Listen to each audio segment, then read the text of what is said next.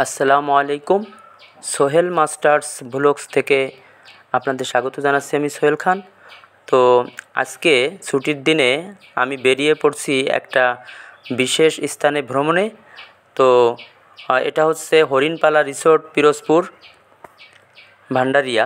তো আমার সাথে আছে আমার বন্ধুবর খালিদ এবং আর মোনায়েম ফকির। তো আমরা আপনাদের দেখানোর চেষ্টা করব কিভাবে যেতে হয়, কোথায় আপনি খাবেন, এবং পুরো তথ্যই থাকবে আমার আজকের এই ভিডিওতে। তো আসুন দেখুন সামনে কি আছে আমাদের ভিডিওতে। গাড়ি চালানো শুরু হয়ে গেছে। আমরা 10 থেকে 12 মিনিটের মধ্যেই ঘোনাপাড়া এসে পৌঁছে গেলাম। এই যে দেখুন ঘোনাপাড়া মোড় দেখা যাচ্ছে। আর কিছুক্ষণের মধ্যে অর্থাৎ আমাদের প্রায় 40 মিনিট লেগে গেল পাটগাতি সেতুতে চলে আসতে। টুঙ্গিপাড়ার পাটগাতি সেতু নির্মিত, আমরা অনেকবার এসেছি। মনোরম পরিবেশ। দেখুন আমি সেলফি নেওয়ার চেষ্টা করলাম। আমাদের গাড়ি এগিয়ে চলে, তবে আমরা খুব একটা দ্রুত যাচ্ছি না, কারণ ভ্রমণটাকে সলদে বাজারে পৌঁছালাম। এখান থেকে আমরা তেল নিয়ে নিলাম 4 লিটার। তো আমরা চিন্তা করতেছি আমরা একটা গামছা কিনবো। তো সলদা বাজারটা যেহেতু অনেক বড় বাজার, আমরা এখান থেকে একটা গামছা কিনে নিলাম। খুব ভালো মানের একটা গামছা আমরা এখান থেকে 130 টাকা দিয়ে কিনে নিলাম। আরও কিছু দূর এগিয়ে আমরা একটা চায়ের দোকানে বসলাম। সেখানে ভাবলাম যে আমরা একটু রুটি কলা বা চা কিছু খেয়ে নিই। বিশ্রাম শেষ করে আমরা আবার রওনা দিই। গোপালগঞ্জ থেকে পিরোজপুরের দূরত্ব হচ্ছে 55 কিলোমিটার। গুগল ম্যাপে দেখাচ্ছিল যে 2 ঘন্টার ভিতরে আমরা সেখানে পৌঁছে যাব, কিন্তু মূলত আমরা আস্তে আস্তে গাড়ি চালিয়েছি এবং পথে কয়েক জায়গায় একটু জিরিয়ে নিয়েছি, যার ফলে আমরা 3 ঘন্টার মতো লেগে গেল। 12টা কি 12:30টার দিকে আমরা পিরোজপুরে পৌঁছে গেলাম। লোকজনের কাছে জিজ্ঞাসা করে জানতে পারলাম যে হরিণপালা রিসোর্টে যেতে হলে আমাদেরকে পিরোজপুর থেকে প্রথমে ফেরিঘাটে যেতে হবে। তাই আমাদের বর্তমান ডেস্টিনেশন ফেরিঘাট। চললাম ফেরিঘাটের উদ্দেশ্যে। সামনে যানবাহনের জটলা। এই যে দেখুন আমরা ফেরিঘাটে পৌঁছে গেছি। আমাদের খালিদ ভাই সে কিন্তু গাড়িটা, আমাদের মোটরসাইকেলটা ফেরিতে প্লেস করার জন্যে চেষ্টা করছে। আমরা পাশ দিয়েই একটু দেখছি এখানকার দোকানপাটগুলো। আমরা এখান থেকে পার হয়ে ওপারে যাব, ওপারে চরখালি, সেই চরখালিতে আগে যাব। তো এই যে দেখুন অপেক্ষমান যানবাহনগুলো ফেরিতে উঠছে। হ্যাঁ, আমাদের ফেরি ছেড়ে দিয়েছে। নদীটা অনেক বড় হলেও সবসময় ফেরি পারাপার আছে, এবং আমাদের ভাগ্যক্রমে আমরা একেবারে গিয়েই ফেরি পেয়ে গেলাম। ফেরিটা অনেক বড় ছিল না। নদীর সৌন্দর্য আপনারা দেখতে পাবেন যারা আসবেন। এই নদীটা হচ্ছে বলেশ্বর নদী। এই দেখুন অনেক বড় নদী, অনেক বড় নদী, কিন্তু পার হতে সময় লাগে না এবং বসেও থাকতে হয় না। এই নদীর মাঝখানে একটা দ্বীপের মতো আছে। দেখুন এই যে স্থানীয় লোকদের কাছে জানলাম যে অনেকে এখানেও একটু নৌকা নিয়ে স্থানীয়রা ওখানে যায়। ওখানে কোনো ঘরবাড়ি নেই, এই দ্বীপের মতো জায়গাটা। এই যে আমরা ফেরি থেকে নামবো এখন। ফেরি থেকে নামার সময় প্রায় আমাদের হয়ে গেছে। তো ফেরিঘাট থেকে আমরা তুষখালী, মঠবাড়িয়ার তুষখালী গেলাম এবং সেখান থেকে এই হোটেলে অল্প কিছু খেয়ে নিলাম। এখান থেকে অল্প দূরত্বেই হরিণপালা ইকো পার্ক। তো আমি ভিডিওটি বড় হয়ে যাচ্ছে, তাই একটু চলার পথটা একটু দ্রুত টেনে নিলাম। দেখুন, তবে এই যাওয়ার সময় এই যে অল্প পথ, এখানে কিন্তু অবারিত সৌন্দর্য আপনারা অবলোকন করবেন। খুবই ভালো লাগবে এই অল্প পথটা। দেখুন দুই পাশে কি সুন্দর প্রাকৃতিক দৃশ্য। এবং আমার কাছে যেটা মনে হয়েছে যে আমাদের এলাকা থেকে এই এলাকায় গাছপালা বেশি এটা সুন্দরবনের একটা পরিবেশ কিন্তু এখানে লক্ষ্য করা যায়। তো খুব শীঘ্রই আমরা এই যে হরিণপালা রিভার ভিউ ইকো পার্কে চলে এলাম। এই যে গেট দেখা যাচ্ছে, আমার মনে হয় অনেক বড় এরিয়া জুড়েই হবে। তো এই যে লেখা দেখুন, সামাজিক বন বিভাগ, Bagerhat Harinpala river view eco park, Bhandaria, Pirojpur.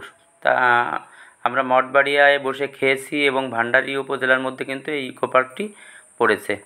তো ওই যে টিকিট কাউন্টার দেখা যায়, আমরা পাশেই মোটরসাইকেল রাখলাম। ভিতরে যদি কেউ মোটরসাইকেল নিতে চান 50 টাকা লাগবে এবং আপনি মোটরসাইকেল নিয়ে ঘুরতে পারবেন না। বিশেষ করেই এই ফুলটি আমার নজর কাড়লো। খালিদ যেহেতু ফুল গাছ সম্পর্কে ভালো জানে, তাকে জিজ্ঞাসা করলাম এটা কি ফুল, বলতে পারলো না। এই যে দেখুন, হরিণপালা রিসোর্টে ঢুকতেই প্রথমে হরিণের দেখা। চারিপাশটা বেশ ভালোই লাগলো, প্রাকৃতিক সৌন্দর্য মণ্ডিত, ভালোই লাগছে। তো এই যে দেখুন পাশে বাঘমামার পিঠে চড়ে আসে এক পালোয়ান। আর এই যে দেখুন জিরাফ, কত বড় গলা নিয়ে সে বসে আছে। আর এই যে কুমির, দেখুন কুমিরকেও বাগে আনার চেষ্টা করছে আরেকজন। তবে মনে হয় পরিবারকে সাথে আনলে আজকের ভ্রমণের মজাটা বেড়ে যেত। এই যে দেখুন আমি এগিয়ে চলছি, কিছুক্ষণ পরপর কিন্তু এক একটা প্রাণীর দেখা। এখানে দেখা যাচ্ছে ক্যাঙ্গারুর এই যে কোলে থলের মধ্যে আছে আর একটা ছোট ক্যাঙ্গারু। এইদিকে বক দাঁড়িয়ে আছে। আর এই যে কোট পরা ভদ্রলোক পেঙ্গুইন।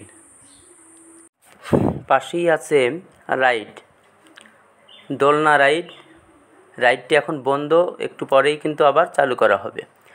তো সিদ্ধান্ত নিয়ে ফেললাম জায়গাটা, এই সুন্দর জায়গাটায় পারিবারিক একটা ভ্রমণ হওয়া দরকার। শিশুদের সাথে না নিয়ে এই ভ্রমণটিতে আসলে কষ্ট পেতে হয়। আমাদের বারবার মনে হচ্ছিল যে আমাদের ছেলেমেয়েগুলোকে নিয়ে আসলে ভালো হতো। এই যে দেখুন পাশেই আরেকটা রাইড, তবে রাইডটি অকেজো পড়ে আছে। রাইডটি কিন্তু খুব চমৎকার ছিল, দেখলে বোঝা যায়। এখানে লোকজনের উপস্থিতি খুব কম হয়, এজন্যে পরিবেশটা কিন্তু আপনি ভালো পাবেন। আর আমরা জেনেছি যে পাশেই কিন্তু গেস্ট হাউস আছে, যেখানে আপনারা থাকতে পারবেন এখানে কর্তৃপক্ষের সাথে কথা বলে। তো আমি আরও এগিয়ে চললাম। ঘাসগুলো এত সবুজ যে প্রাণ জুড়িয়ে যায়। দেখুন দূরে দেখা যাচ্ছে বিভিন্ন প্রাণীর অবয়ব। প্রাকৃতিক সৌন্দর্য দেখতে দেখতে এগিয়ে চলছি সামনের দিকে। ঝাউ গাছগুলোও কিন্তু চমৎকার লাগছে। আরও আছে নাম না জানা বিভিন্ন ধরনের উদ্ভিদ। ওই যে দূরে দেখা যাচ্ছে হাতি, আমরা একটু হাতি দেখব কাছে গিয়ে। ওই যে দেখুন কি চমৎকার ফুল। আমি আরও এগিয়ে যাচ্ছি, কিছু দর্শনার্থী আছে কিন্তু ভিড়টা খুব বেশি না। এই যে আমাদের খালিদ ভাই এগিয়ে চলছেন, পাশে রূপালী ইলিশ আর তার একটা বাচ্চা। তো যেহেতু ক্যামেরা আমার সাথে, আমি হাতিটা দেখে একটু এগিয়ে গেলাম। অবাক হলাম, হাতির পাশেও আছে একটা ছোট্ট হাতির বাচ্চা। এই গহীন বনের মধ্যে হাতি থাকবে, এটাই তো স্বাভাবিক। ভালো লাগলো হাতিগুলো দেখে। এবার আমি আরও এগিয়ে দেখতে পেলাম ব্যাঙ পণ্ডিতের পাঠশালা। এই যে দেখুন 3টি মনোযোগী ছাত্র পণ্ডিতকে ফলো করছে। কি পড়াচ্ছে সেটা তারা মনোযোগ দিয়ে শুনছে। কি আর করা, পাশে কিন্তু ছাতা আছে বিশ্রামের জন্যে। এই যে লোভ সামলাতে পারলাম না এর সাথে ছবি তোলার। আরও এগিয়ে গেলাম, সুন্দর একটা লেকের মতো আছে, চারিপাশে বাঁধানো, আর এক পাশ দিয়ে কিন্তু আপনি যেতে পারবেন মাঝখানের দিকে। আমি একটু চারপাশ দিয়ে ঘুরে আসবো ভাবলাম। নানা প্রকার ফুল গাছ লাগানো হয়েছে এখানে, আর মাঝে মাঝেই আছে এক একটা প্রাণী, পাখি, মোট কথা অপরূপ দৃশ্য। আর এই অপরূপ দৃশ্যটি আপনার ভালো লাগবে যদি আপনি পড়ন্ত বিকেলের দিকে আসতে পারেন। আর ভালো হয় যদি এখানে এক রাত থেকে গিয়ে বিকেলটা এবং সকালটা কাটাতে পারেন। তো আমি এগিয়ে চললাম আর সৌন্দর্য উপভোগ করতে থাকলাম। ইচ্ছা আছে যে এই মাঝখানে একটু গিয়ে দেখি। তো হাঁটলাম, আমার সঙ্গী সাথীরা একটু বিশ্রামে আছে, প্রচণ্ড রোদ, তারপরেও আমি লোভ সামলাতে পারলাম না যে আমার দর্শকদের আমি এই দৃশ্যগুলো দেখাবো। এবং সাধারণত গোপালগঞ্জ থেকে হরিণপালা রিসোর্টের কথা আমি আগে শুনিনি। আমি ইন্টারনেট ঘেঁটে বের করেছি যে আমার জেলার আশেপাশে সৌন্দর্য জায়গা কোথায় আছে। এই যে দেখুন, এখানে একটা রেল লাইন আছে, অর্থাৎ এটা একটা রাইড, আর পাশে জেব্রা, কুমির এবং আরেকটা বাঘমামা বসে আছে ওত পেতে। অল্প কিছু দর্শনার্থী আছে। আমি আবার সেই পুরনো জায়গাটায় ফিরে আসলাম। এবার চললাম আবার সামনের দিকে। ভিডিওটি বড় হয়ে যাচ্ছে, তাই একটুখানি টেনে দিলাম। দুতলায় এগিয়ে যাচ্ছি, সামনে বাচ্চা কিছু অল্প সংখ্যক দর্শনার্থী। এই যে দেখুন, আপনার ভালো লাগার মতোই দৃশ্য। আমরা যে জায়গাটায় প্রবেশ করেছি এখানে 30 টাকা দিয়ে ঢুকতে হয়, কিন্তু এর পাশেই আরেকটা অংশ আছে যেখানে আসলে হরিণ ছাড়া আছে, এবং সেই জায়গাটা যাইতে কিন্তু আমাদের কোনো টাকা লাগবে না। আর এই যে আমি পাশেই যখন বের হলাম নদীর পাশে রিভার ভিউ, ঠিক সেখানে দেখলাম যে আমার সঙ্গী দুইজন অলরেডি গামছা এবং লুঙ্গি নিয়ে নেমে পড়েছে নদীর জলে। তো আমার তো আসলে তেমন কিছু ছিল না, পাশেই একজনের কাছে গামছা চেয়ে নিয়ে কিছুক্ষণ পরে আমিও নেমে পড়লাম। গোসল শেষ, আমরা উঠে পড়েছি। আর ওই যে বোটটা দেখতে পাচ্ছেন, ওতে করে যদি আপনি চড়তে চান 100 টাকা করে দিতে হবে। তো আমরা যেহেতু এমনি পানিতে নেমে সাঁতার কেটেছি, সেহেতু আর দরকার পড়লো না নৌকা চড়ার। সময়ের অভাবে বেড়িবাঁধের এই অংশটার সম্পূর্ণ ঘুরে দেখতে পারলাম না আমরা। তবে আপনারাও আসতে পারেন এখানে খুব সহজেই। আমরা 3 জন গোপালগঞ্জ থেকে মোটরসাইকেলে করে এখানে এসেছি।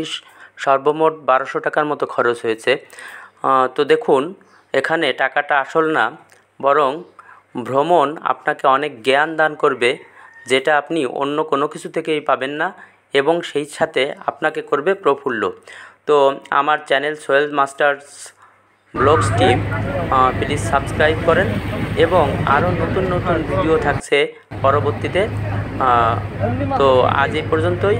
আসসালামু আলাইকুম, ধন্যবাদ সবাইকে।